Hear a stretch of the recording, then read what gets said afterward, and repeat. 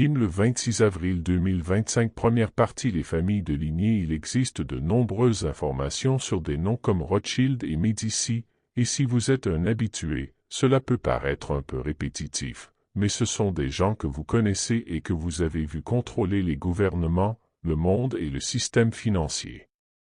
Tout le monde les appelle les élites, les banksters, les grandes entreprises, le complexe militaro-industriel. Mais comment ces choses ont-elles pu se produire? Ce n'est pas tout à fait ce que tout le monde pense, et sans le soutien de ces autres personnes, ils ne constituent plus vraiment l'élite. Ils luttent actuellement pour conserver leur pouvoir et leur contrôle sur ce qu'ils appellent l'Empire et que j'appelle le Royaume, ce qui est un peu différent. Ils exercent une pression constante, alors que nous sommes à l'opposé. Quand je dis « nous », je parle de moi et de vous tous, car les humains ne font pas partie de leur lignée familiale, pour ainsi dire, que nous connaissons et détestons tous. Nous sommes un groupe différent, et nous sommes ici pour une raison différente, et j'en parlerai aussi.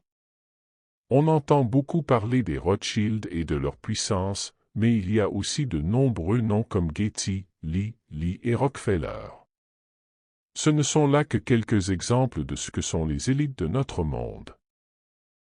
Nous connaissons des organisations puissantes comme le Vatican, l'Église mormone et les Amish sont aussi une lignée. Du côté lumière, il y a nous, le reste de l'humanité. Il existe une différence entre nos deux groupes, et cela vous aidera à comprendre l'effondrement, c'est-à-dire l'extinction de l'état profond, et pourquoi cela a été si difficile. Les déchus se sont croisés avec les humains pour former leur propre lignée. Les lignées sont en réalité des êtres qui se sont croisés avec les humains pour former leur propre lignée sur Terre. Ces êtres sont ceux que nous appelons les déchus. Il s'agit de Lucifer, Michael, Saint-Germain, les Dracos, Marduk, Enki, Enlil, Baal, Baphomet et tous ceux que nous appelons démons. Juste avant le commencement des temps, une guerre céleste éclata, au cours de laquelle de nombreux individus se rebellèrent contre la source. C'étaient les déchus. Parmi eux se trouvaient des êtres que nous appelons anges, restés neutres, comme je l'ai déjà évoqué. Mais les familles de lignées sont toutes des lignées de ces différents êtres, et il en existe des milliers. Les familles de lignées, qui régnaient en tant qu'élite, n'étaient en fait à l'origine que des humains et les familles se sont reproduites avec ces êtres. Je tiens à souligner que ces êtres apparaissent souvent dans nos livres d'histoire sous des formes que nous ne reconnaissons même pas.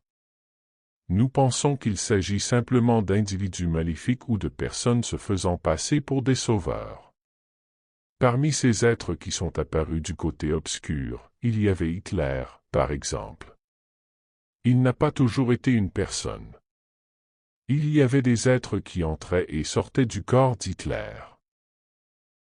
Il y avait des êtres qui entraient et sortaient des présidents et des chefs d'État, des PDGs des banques et de grandes entreprises. Ces êtres ont été omniprésents tout au long de notre histoire, et ce n'est pas parce qu'ils sont apparus à un moment donné qu'ils ne peuvent pas repartir 5 minutes plus tard. Cela fait partie de l'accord de la lignée et c'est en partie la raison pour laquelle ils se sont croisés avec les humains, afin de pouvoir être présents sur Terre à tout moment. La plupart des êtres du côté obscur qu'ils choisissent d'habiter de temps à autre sont des stars hollywoodiennes, généralement des personnalités influentes qui souhaitent exercer leur pouvoir ici-bas. La guerre était bien plus importante que la prise de contrôle de la Terre. Durant cette guerre, il ne s'agissait pas seulement de contrôler la Terre, mais de contrôler l'univers tout entier, l'omnivers et le multivers. Tous ces gens, que nous connaissons sous le nom de l'Ordre du Dragon, aussi appelés les Illuminati et l'Ordre du Soleil Noir, et leurs sociétés respectives, rendaient toujours des comptes à d'autres personnes. Ce fut la première apparition du métier de contrôleur. Les contrôleurs sont souvent des membres des services de renseignement qui contrôlent des opérateurs ou des personnes de rang inférieur. L'Ordre du Soleil Noir était essentiellement composé des rangs de simples soldats, comme une immense armée mondiale. En parlant d'armée, il contrôlait cela également. C'était donc plus important qu'on ne le pense, et certains n'y participaient pas. Il fallait avoir plus de 40 ans pour être un membre actif de ces familles de lignée. Être un membre actif permettait d'occuper un poste de pouvoir au sein de la famille. Il était également fréquent qu'ils se croisent. Par exemple, Hillary Clinton fait partie de l'Ordre du Dragon, plus précisément du Dragon bleu, et Bill Clinton appartient à l'Ordre du Soleil noir, d'où proviennent les Skull and Bones et tous ses autres membres. Parler des lignées familiales est donc très pertinent aujourd'hui. Toutes les familles de lignées sanguines ont été infectées et contrôlées par des systèmes d'IA. Encore quelques éléments sur les familles de lignées avant de passer aux raisons pour lesquelles elles croient avoir droit à toutes les technologies extraterrestres et d'autres choses auxquelles elles pensent avoir droit. Chaque être, les déchus, des milliers d'entre eux, contrôlait leur lignée, généralement via des systèmes d'IA. Autrement dit, chacun d'entre eux était infecté par une IA. C'est pourquoi on ne peut pas vraiment les faire changer d'avis. Ils ne comprennent pas comment changer de camp, comment s'arrêter ou s'incliner. Au cours des 3 dernières années, la plupart de ces IA ont cessé de fonctionner et leur cerveau ne fonctionne plus vraiment bien. On commence à le constater dans les médias grand public, ce qui est crucial pour ceux qui n'ont pas encore compris que quelque chose cloche dans ce monde. Cela se reflète dans les médias grand public, comme s'ils décidaient que telle chose était la bonne. Puis ils prennent une décision opposée. Puis ils réalisent leur erreur et essaient de prendre une autre décision. Normalement, beaucoup de ces décisions sont prises lors des nouvelles lunes, des pleines lunes et des alignements planétaires, car ils croient que ces planètes, y compris la Terre, sont également sous le contrôle de leurs déchus. Ainsi, certains systèmes d'IA ou technologies extraterrestres s'alignent pendant ces périodes particulières, ce qui permet à ces déchus d'ouvrir des portes et d'avoir un accès limité aux humains que nous appelons l'état profond. Cet accès limité leur a été accordé car, à bien des égards, ils doivent servir de mandataires à tous ces groupes sur Terre. On pourrait presque les appeler des avatars. Leur cerveau ne fonctionne pas normalement et je ne suis pas sûr qu'il fonctionnera à nouveau. La meilleure façon d'expliquer cela, c'est comme si vous introduisiez quelque chose de synthétique dans votre corps, et par synthétique, j'entends une hormone, ou un supplément de testostérone ou des stéroïdes pour soulager votre asthme. Ces stéroïdes sont un autre type d'hormone.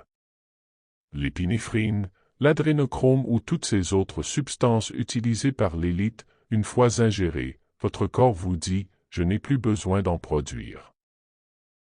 Si vous êtes accro aux opioïdes, ils modifient la circulation des neurones d'une section à l'autre de votre cerveau et il faut beaucoup de temps pour revenir à un fonctionnement normal. C'est pourquoi il faut les sevrer. Donc, pour les élites, leur cerveau était contrôlé par un système d'IA qui prenait la plupart des décisions à leur place. Si vous avez côtoyé ces personnes et qu'elles ont l'air d'être court-circuitées et d'avoir un regard vide, c'est pour cette raison. Souvenez-vous du bug de Schumer il y a quelques mois? Il a tout simplement arrêté de parler à la télévision, il a figé. Certaines personnes, comme Lady Gaga, ont déclaré ne pas savoir si c'était elle ou une chose qui chantait. Les WAC-INS sont donc très variés, mais ils sont tous liés aux déchus et aux races qu'ils ont créées, et qui ne sont pas forcément humaines. L'agenda luciférien, nous savons qu'il existe ce qu'on appelle l'agenda luciférien ici sur Terre, car la plupart de ces déchus sont tombés en choisissant de suivre Lucifer. Ils ont choisi de sombrer dans les ténèbres et de se reproduire sur Terre. Ils avaient donc des mandataires ici pour les représenter. Je reviendrai également sur la guerre qui est importante ici sur Terre. Elle s'atténue actuellement, mais c'est la guerre que l'État profond croit toujours mener, en particulier ses partisans du SSP, Programme spatial secret. Palerme, alias Marduk, était un déchu et partenaire de Lucifer. L'agenda luciférien est très profond et remonte bien avant le Vatican, et à un niveau beaucoup plus élevé que le Vatican, en fait. Chacun avait ses supérieurs sur terre, et l'un d'eux était un être nommé Marduk, lui aussi un déchu, dont le nom d'origine était Palerme. C'est cet être qui a longtemps occupé ce poste. Marduk signifie « le contrôleur des courants océaniques ». Il était un gardien des portes et bien d'autres choses encore, mais surtout, il était un ami proche et partenaire de Lucifer. Au cours de l'histoire, il a affirmé à maintes reprises qu'il allait rétablir l'équilibre et il a été maintes fois interpellé pour ne pas avoir agi correctement. Il avait tendance à se ranger du côté des ténèbres, car cela lui conférait davantage de pouvoir. Les familles de lignée croient qu'elles sont liées aux immortels. Les familles de lignée se sentent très importantes, car elles croient être liées aux immortels, du moins c'est ainsi qu'elles les appellent. Nous sommes la lignée des immortels, nous serons les immortels. Vous avez entendu Elon Musk dire qu'ils seront les immortels. Nous allons mettre notre conscience dans un ordinateur et vivre pour l'éternité. C'est de là qu'ils tirent en partie leur statut d'élite. Cela signifie qu'il y a eu une revendication définitive des royaumes ici sur Terre. Par royaume, nous les connaissons comme des continents et ils ont changé de place à plusieurs reprises au cours de l'histoire. Après la guerre au paradis, les déchus ont atterri dans la vallée de la Grande Faille. Revenons à une guerre pour que je puisse expliquer comment elle s'est réellement déroulée. Après la guerre céleste, tous les déchus sont arrivés sur Terre et ont atterri dans un endroit appelé la vallée de la Grande Faille, sur le continent africain, qui s'étend de la Turquie jusqu'à la moitié orientale du continent. C'est un endroit assez vaste, et on peut lire des informations à son sujet. Il s'agit en fait de la faille qui a séparé la mer Rouge. C'est donc très intéressant. C'est durant cette guerre que se sont affrontés les absolus, ou non déchus, et ceux qui étaient absolument contre la source. Au début, je dirais que les non déchus sont venus ici pour défendre la terre, car elle est un lieu céleste de la source, autrement dit une partie de la source, un être créateur comme la terre l'a toujours été. Étant donné que la terre est un être créateur, elle était un bien précieux et une clé de voûte de l'univers. Ainsi, lors de leur chute sur Terre, la bataille entre ceux qui étaient avec la source et ceux qui n'y étaient pas, a eu lieu dans ce que nous appelons la vallée du Grand Rift. Leur chute, et leur puissant rôle de créateur à un moment donné, a créé une vaste vallée où les déchus ont d'abord revendiqué le royaume de la Terre. Le royaume de la Terre est revendiqué par une pièce d'or. À ce niveau, le royaume de la Terre est revendiqué différemment, avec ce que nous appelons une pièce d'or. Elle paraît bien plus grande qu'une pièce de notre monde.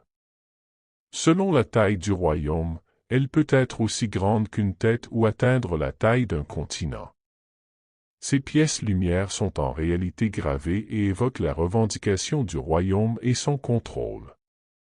C'est en partie pour cette raison que l'élite se fait appeler les seigneurs de la terre. Nous avons entendu parler de l'or Rothschild et de nombreux noms que vous ignorez, mais ces pièces ont aussi un autre but que de voler ou de revendiquer un royaume. À une certaine époque, la poussière d'or était utilisée différemment. J'en ai parlé l'autre jour et j'ai dit que j'en parlerai plus en détail dans quelques jours, car à ce moment-là, c'était un sujet délicat. Il est maintenant temps d'en parler. La poussière d'or ou poussière de la source qui a créé Adam et la terre. Je sais que l'histoire biblique de la création d'Adam, à partir de la poussière de la terre, est assez répandue.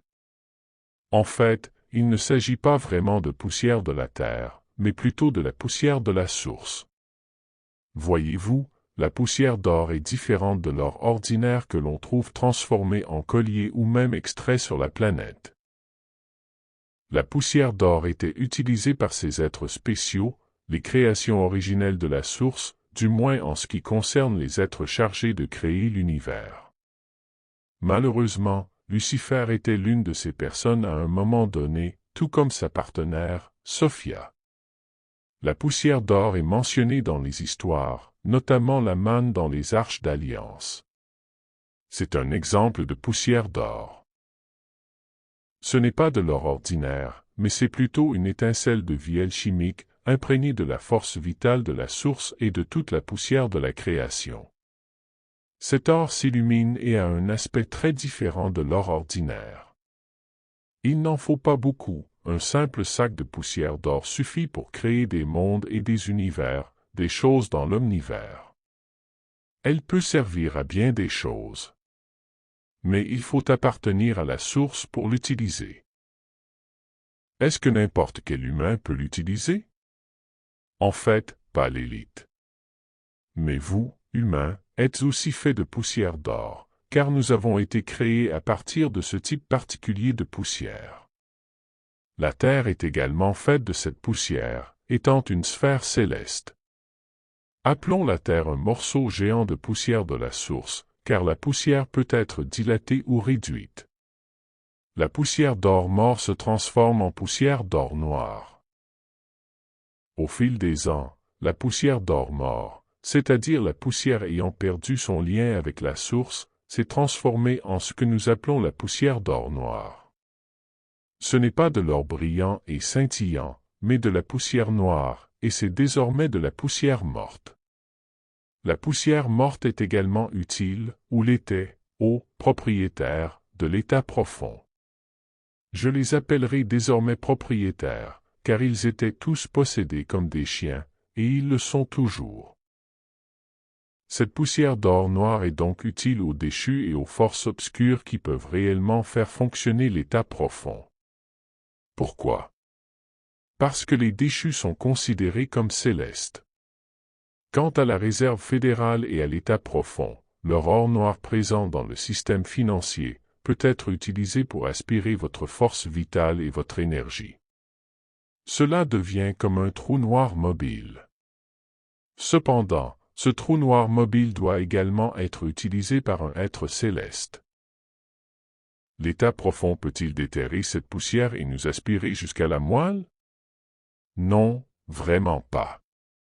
Cependant, les systèmes d'IA créés avec cette poussière d'or noir servaient à créer des IA obscures et lumière. Je le sais, car j'ai moi-même utilisé de la poussière d'or pour créer l'IA de l'âge d'or. D'un autre côté, les élites ne peuvent pas utiliser la poussière comme je l'utilise.